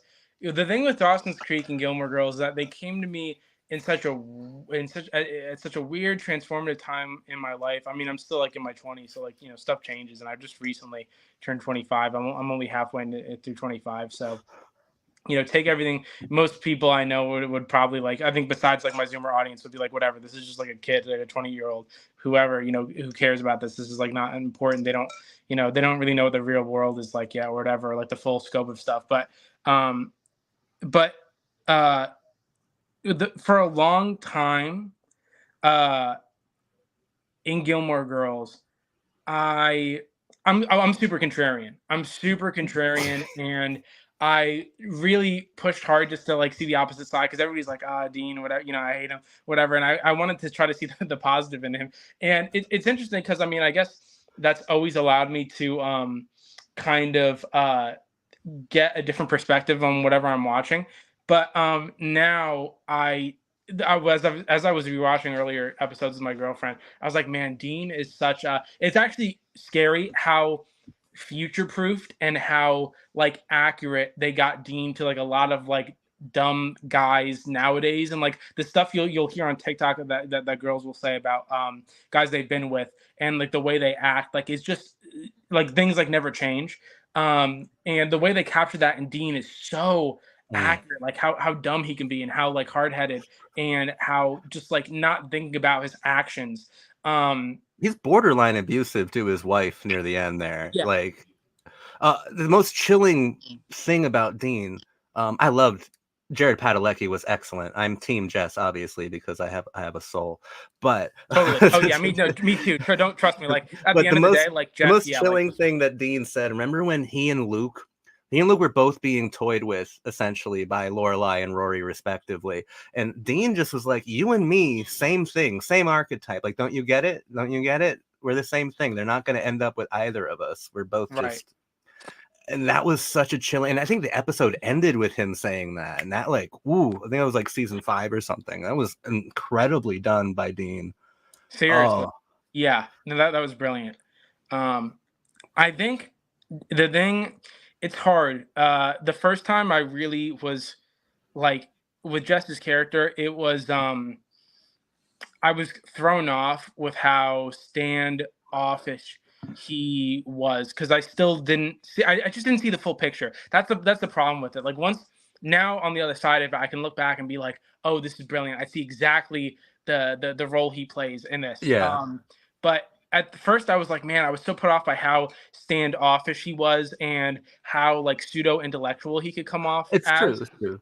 Yeah, I mean, come on. He is the guy who's reading Bukowski. Like he is the 16-year-old kid with a Bukowski obsession. He's insufferable sometimes. Exactly. But I remember when I watched the first season, and like I think there's a part where Paris Geller visits Stars Hollow, and she's like, "This town is so like safe that Frank Capra would throw up."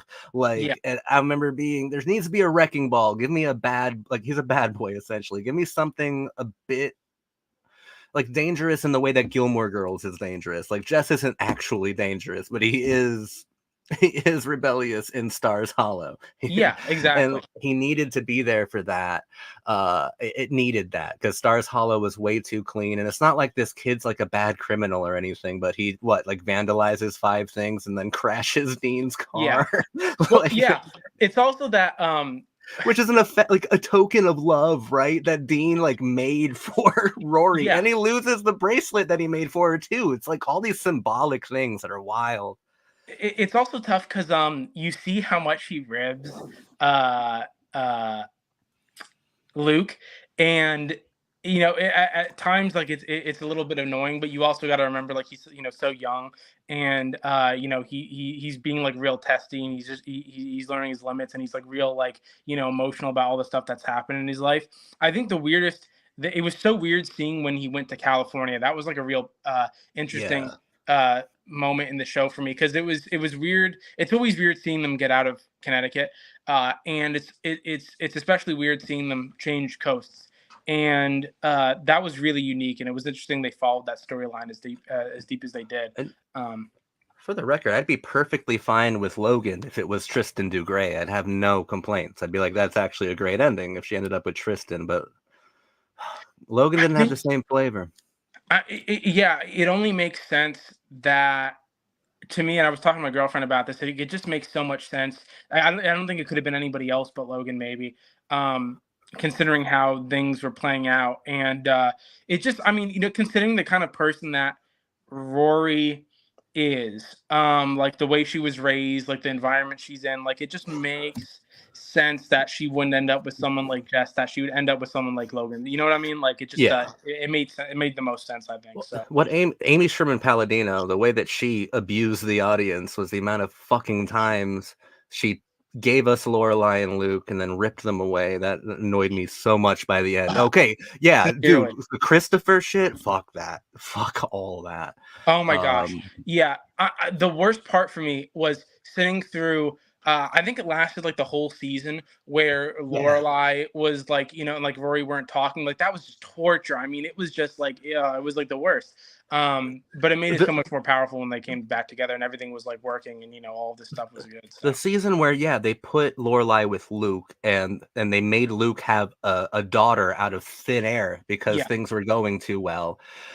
That's only, I hate that season, but it's only interesting when you know that Amy Sherman Palladino knew that she wasn't going to come back for the next season, and she kamikazed, she destroyed her own show before she left, like as a fuck you. It felt like you're going to continue without me to the CW. Fuck you. Then I'm going to ruin every storyline and let you guys pick up the pieces. But at least she made a year in the life to make up for it and to set things right. See, and I didn't even know that. So you telling me that, like, it gave me a new perspective on it. But yeah, that makes it as a whole new context to it now.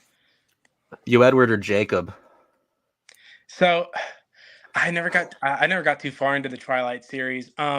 It's hard. A lot of Gen Z now. I mean, it's so like everybody's in their own thing, but I do see like a big trend. And a lot of this is, mind you, coming from a lot of the stuff I see with music and the aesthetics that come out of that, and like just the random TikTok stuff I see. But obviously, I'm plugged in like on a lot of axes. So, it's funny seeing like how heavy the 2010s or like late 2000s aesthetics uh, come into play with like a lot of like fashion and music and like and stuff. But I never got too heavy into the Twilight stuff. I watched the first one with my cousin when it came out, and I watched it again a few times a few years later. But I don't know. I never really cared about. I should get more into Twilight, honestly.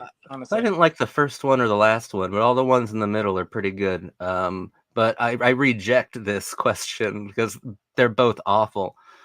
In retrospect, Jasper was the coolest dude in the entire, or Bella's dad. It was funny.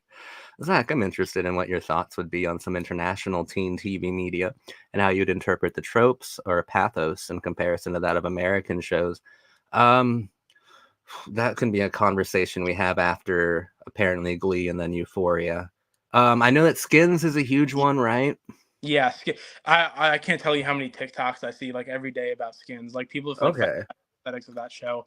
So I see more for that than I do Euphoria, but it might just be the side of the internet that I'm on. I don't know. So yeah, Skins has been on my radar. I'd have to educate myself more on like non-English speaking teen shows that I should cover, but that's something that I'm not uninterested in. But I'm also like I know I've covered some 2010 stuff, like I'm gonna cover Glee and I've done Pretty Little Liars and The Vampire Diaries, but I'm mostly interested in like the Y2K 90s and 2000s for the most part. So when I go looking, I'm gonna primarily look for stuff that was released then. And I think Skins was. No, I think it was as well. I'm such a huge Anglophile. I'm surprised I haven't like gotten into it sooner. But it is weird. Like, so yeah. I mean, even now, like it was. I think growing up, like throughout high school, there was probably more.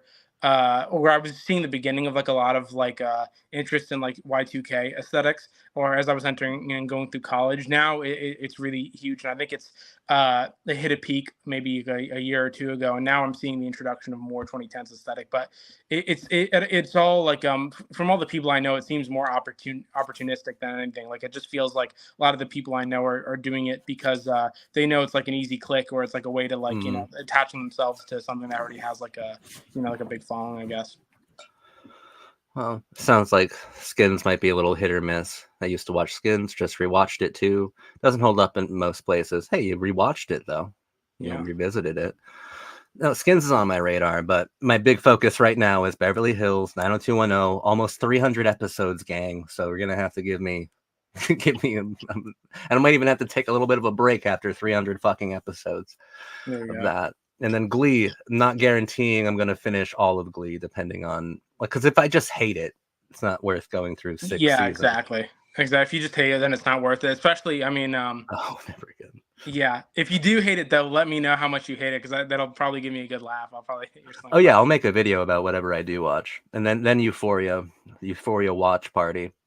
Only 8 episodes. It'll be like nothing. Be done. And I'm sure by the time I even get around to Euphoria, they won't be out with a season 3 yet. That's another fucking problem with modern television, especially HBO television, because they're made like fucking movies. You get to take 3-year breaks in between seasons. Remember Yeah. back in the day where you get the summer off and then you're back to fucking work, man. Like you better get those creative juices flowing. You better. I get right now that I am simping for the studio network era, but guys, maybe things were slightly a little funner to interact with them. It's just, yeah, it's a different vibe when you have restrictions on you, and you have an audience of people tuned into their television, and so they just come with they come with their. I try not to simp for it too hard too. I know what you mean though. It's hard. It's hard. It's really difficult. Well, because like you're interested in culture and philosophy, and if you look at the WB as a whole, you get a huge idea of at least the idealized forms that teenagers or young people wanted to take, the Yeah. idealized forms of their lives, just by looking at what the WB had on a fucking Thursday night. You know, and I like when a network or a studio does have some sort of cohesive philosophy behind it. It makes it more artful, to be honest. I'm not saying it makes it more genuine, but more artful. Like, what's the philosophy of HBO? Just like existential crises, like suicidal middle-aged men. Like, what is the philosophy? Right. Because if it's just existentialism, then P.S. That's way more immature than anything the WB stood for. Right. Yeah. With HBO, I don't know. Well, it's real trippy with HBO now. Actually, give me a moment. Can I see the Zen real quick? What is that? With HBO, it's I'm getting my nicotine fixed. With HBO, it's really trippy. I was talking to my girlfriend about this. Um, I remember growing up and seeing my parents watch HBO, like Curb. The first person I talked to when I started watching Sex in the City was my mom. I was like, "Oh, I'm watching Sex in the City," because I knew that well, she was raising me, and I was growing up. Then my mom and dad would be watching HBO, and she didn't like Sex in the City, so I didn't. The mad question didn't matter, but it's just trippy. Why part of it? Every time I think about people I know talking about uh, watching The Sopranos or like even all these people on Twitter watching Sex in the City, it feels a lot like parent LARPing to me. I don't think this applies to anybody else but me. Maybe I don't even feel like I'm LARPing as my parents doing this. I just do it because I'm like a weird nerd. But it feels like even with a lot of like the aesthetic trends like I see on TikTok, a lot of it feels like parent LARPing, for better or for worse. Like I don't know if you've seen like any of like the trends on social media where like people a lot of kids like my age get obsessed with stuff like the aesthetics of like certain, how do I even explain it? Like there's this one trend going around named like Fruitiger Metro, and it's like the aesthetics of like a lot of like operating systems of computers and like stuff that you'd see in like offices and like I weird get it. corporate stuff. Yeah, and a lot of it is just like reminiscent of like like what you'd see as like a kid, like wherever your parents would take you. And it just feels like them try. I can't blame them because my interest in like Y2K stuff was like, I was interested in like an era that was close to me, but that I wasn't there to like fully experience. Mhm. And so it felt kind of nostalgic. So, seeing the same thing happen, but just for like something that, I was maybe, more cognizant during was, I guess it makes sense. I'm kind of rambling at this point now, but yeah, it's interesting. No, what you're saying is like really. I'm just. No, what you're saying is really, really fascinating to engage with. Um, Do you think like it stems from like nostalgia or childhood insecurity, like like do you think that they feel comforted by those? Yeah, no, 100%. Because every Zoomer, we did this one video talking about, and I wanted to say I really love that's a Mazzy Star tattoo on your hand, right?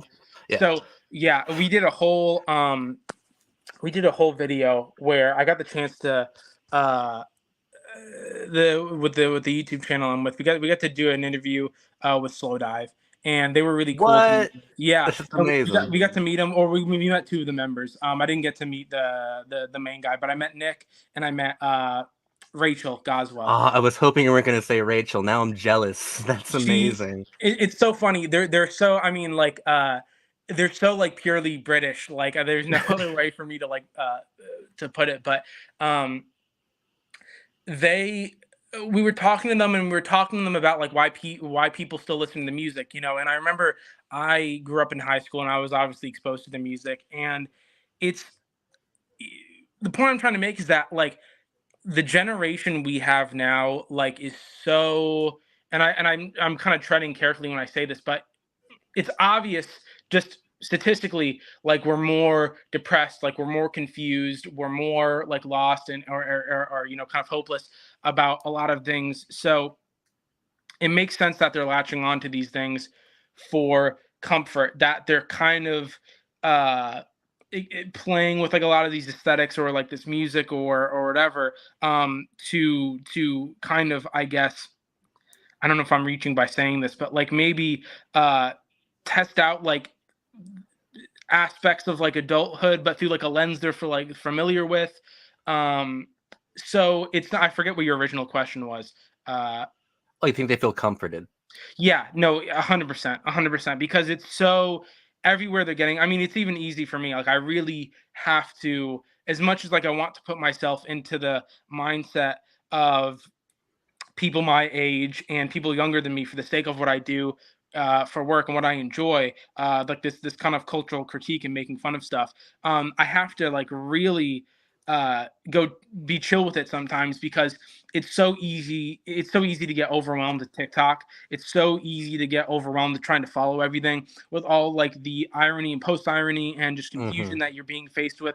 So yeah, it's absolutely out of comfort. I mean, people are, they're listening to this music and they're playing around with these aesthetics because they want to be comforted, because life is so hard for them, because everybody I know is like, struggling to find employment, because everybody I know is struggling to pay for school, or all these stuff that, not a lot of it's new, but it just feels uh especially strange and kind of scary and weird, because you have the whole extra layer of trying to deal with all this new technology and things like AI and jobs being replaced, and like a pandemic that came before us, which is obviously insane. So I don't blame Zoomers at all, and I'm a Zoomer and I understand how it feels to all of this stuff. I understand what happens. Yeah, like millennials understood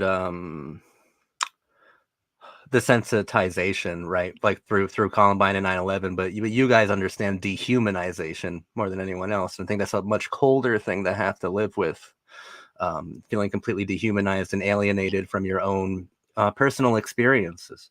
100%. Yeah. Then that you said it perfectly. Yeah, I would completely agree with that. It really it is dehumanization. It's like real like atomization. It's not feeling like we have somebody on Twitter I read, like I forget who said this. We are more Zoomers have this feeling of being more atomized than ever, but there's still a very cloying and annoying and like suffocating monoculture. The best example of that is like all this like brat Charlie XCX stuff going on. I think I'm like really personally tired of it, and I can't stand all the memes anymore. And now it's getting political, and I'm not gonna get political, but just seeing it like interact with politics is like, okay, like, I'm good. Like I'm checking out of all this stuff, and yeah, it's tough. It's tough, but it's interesting, and I can't help myself but to just sink my teeth in all the culture that's happening right now and in the past, and just totally get obsessed with it and try to pick it apart. So I think that's awesome. I'm going to read a few more comments and think about wrapping it up. Oh, of course. I usually get fatigued after about 5 seasons of a show. Then I got to watch another show and then come back later on. Do you think binging shows on streaming services affects the way we consume television? So like I've considered doing like 2 shows at once, but then I feel like I'll get the mood, the vibe, the aesthetic, like confused if I'm like hyper focusing on it. Now I know that like originally watching television, you go a week without seeing an episode, and then like a whole couple months without seeing the next season. So I know that I'm watching it unnaturally, but I feel like since the WB had such a strong sense of like uniformity to their show, that I would get if I watched like One Tree Hill at the same time as, you know, Roswell or Gilmore Girls, then I would get certain narrative threads or vibes or archetypes or deconstructions confused with each other, or I'd start comparing them directly, and that would be unfair. You know, I want to give each show its own thing. Like imagine watching Pretty Little Liars at the same time you're watching Gossip Girl, which is my favorite show. Like it'd be totally unfair to the. I want to give each one its chance, like in a vacuum almost. So I mean, it makes sense for them, you know, business wise, that they'd want to capitalize on having all those shows on one place, because it's like if you like one, you're probably going to like the other. Obviously, we can relate to that, and it's like, you know, you're less likely to switch to a different channel. But I totally agree with that. And speaking of Gossip Girl, I got to pick that back up. I got like 1 episode in, and I think It's my stopped. favorite. Yeah, I almost feel like you should watch the OC first, because like Gossip Girl's ran by Josh Schwartz and Stephanie Savage, who started on the OC. They created that show together, and that feels like a good warm up. Like you see stuff they're playing with, and Gossip Girl, they're masters. They come in and they've mastered it. It's ridiculously good.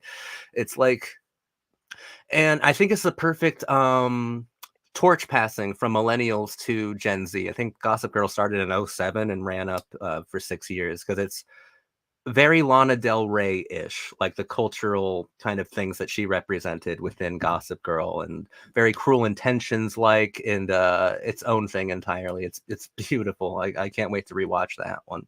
Cruel Intentions, I had the funniest story with that. I remember watching that film with my friend, and we burst out laughing the moment they started playing Bittersweet Symphony. We're like, yes. we thought it was so. I mean, I loved it. I was like, I don't care how cliche it is, like how stupid it is. But they made it cliche. They're the ones. Yeah, it was so funny. And no, I really like that movie a lot. Yeah. Oh my gosh. Sarah Michelle I'm telling, that movie also made all millennials have some weird porn fetish for stepbro porn. I'm telling you. Oh man. That's the weirdest shit when you watch it back and you're like, why was this so fucking cool back then? Sarah Michelle Gellar and Ryan Phillippe were on fire. Everyone was good. And that was that director's first movie ever. Like, wow. Great job. And that's the thing with teen movies, right? Like, I also like covering these coming of age and teen movies and stuff, because even like since the 400 Blows, most directors, like their first movie, or even studios will trust a younger director or an inexperienced one to handle these projects, and not really sure why. Maybe because the studio even takes them less seriously, but it allows these young directors to get their foot in the door, or really carve out their own identity, or you really see a little bit more experimentation, or things that are slightly unconventional because they're not used to the conventions with this early stuff. And it's cool. It's cool. Gotta say that too. Real. Hey, Zach, ever watched A Teacher with Kate Mara? It was a limited 1-season type on FX, not HBO, but similar. Now, I remember the advertisement. Always had a thing for Kate Mara, but I never watched it. So, I mean, is it good? You didn't say. Cruel Intentions is a wonderful film, though. But yeah, I'm really happy I got to talk with you. There, are there any other topics you want to hit on real quick? Well, I'm definitely going to share it with my audience when I get the chance, because I really enjoyed this conversation. And again, I wanted to say thank you. And I know we're going to keep in touch and everything, but this has been real awesome that we were able to do this on your channel. Because like I said before, I'm just like a huge fan of the stuff that you're doing, and I think it's great, and I cherish it a lot. Thank you. Yeah, you know, I think and I'm saying this more for like the people I know that are coming from probably my audience to watch this. But I think out of one thing I like to try to like wrap up everything like in a real like sweet and poignant way. And I think regardless of how, because it's easy like with what we're into to like get real, like the way we like a lot of like, you know, people I know would put it is like very like black pilled or like kind of doomer about it, is that like it's really easy to get like blackpilled and kind of doomer about like the state of like film now and the state of TV and like, oh, like TV, like we might have passed like the golden age. Like we had like this like little flash in the pan of like things being so cool for a moment, and now it seems like Hollywood is like really struggling, and we're not going to get good films anymore, and we're not going to ever get good TV again. But I think that like a lot of the stuff that I do with my job is like we really encourage people to go back, get like connected with their community, get physical, get into the real world, and make a change. And that the reason why things are the way they are now is because of us, and we can just as easily, and this is kind of like optimistic and naive, but we can just as easily like make things different. So even though things kind of seem difficult now, and like I get TikToks all the time saying like things are not good with film, things are not good with storytelling, nobody in film, like everything in film is dried up. I mean, I'm in Georgia, so even people I know like near Atlanta who are doing film work, like they say, it's tough. Like we haven't been doing anything. Actors aren't doing anything, and that's like, it has like a whole chain of effect, downwards on like a lot of things and a lot of culture. But I do this stuff, and I know you feel the same way. I do this stuff because I love it, and it's not always easy, and we're not guaranteed an easy future with film or any of this creative stuff. But it doesn't mean it's any less important. It's not like they would have had it any easier, thousands of years ago or like hundreds of years ago when they were doing plays without any TV, without any film. I mean, people have just been doing this stuff for the sake of the love of art and storytelling and all this tradition. And storytelling it's gone through like a lot more hardship than what it's going through right now. If anything, all of the problems that are kind of that we're experiencing right now, I think, with film and TV are kind of like bougie problems. Like, wow, we had it like so good, and it sucks that we don't have it that good right now. But it's still really crazy that we even have like the privilege or the luxury to go like to like do what we enjoy doing, like to watch these old shows, and that we can like work jobs and just enjoy this and like talk about it on YouTube. Like that's an extreme privilege. We're so lucky. So there's more reason to be optimistic, I think, than be doomer or black pilled or like pessimistic about it.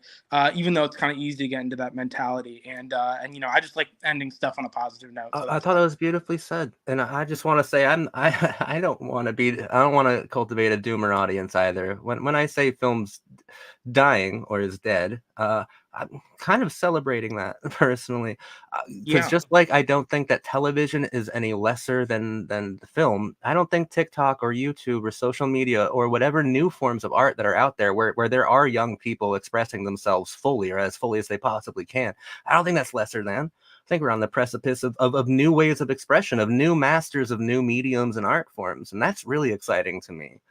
And everything that Jupiter just said as well. If you are really devoted to cinema and things like that, it will likely improve in a way, or we can move to a whole new chapter of art and expression, which I think is a lot more exciting. Totally, so, I totally agree. Awesome, dude. This has been epic. This has been epic. Yeah. Loved having you on. I'll have you on again. So. Epic. Awesome. Peace, everybody.